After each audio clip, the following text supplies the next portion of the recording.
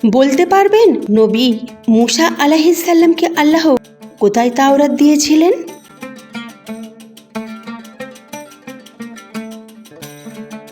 উত্তর, তুর পাহাড়ে।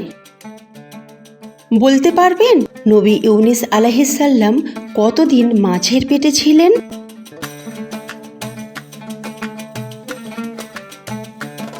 উত্তর, নবী ইউনুস আলাইহিস সালাম মাছের পেটে 3 দিন ও 3 রাত ছিলেন। বলতে পারবেন কিবলা পরিবর্তনের আগে মুসলমানরা কোন দিকে নামাজ পড়তেন?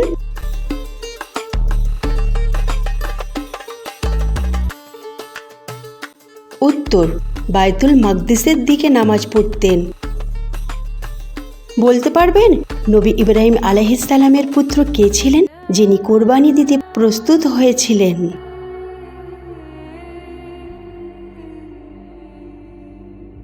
উত্তর, ইসমাইল আলাইহিস সালাম। বলতে পারবেন হজ কোথায় আদায় করা হয়?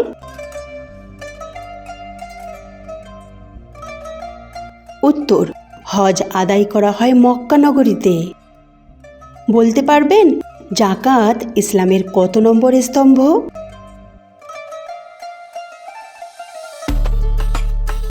উত্তর, যাকাত ইসলামের 3য় নম্বর স্তম্ভ। বলতে পারবেন রমজান মাসের কোন রাতে কুরআন নাজিল হয়েছে? উত্তর, লাইলাতুল কদরের রাতে। এই রাত খুবই উত্তম রাত। বলতে পারবেন প্রতিদিন কত ওয়াক্ত নামাজ ফরজ?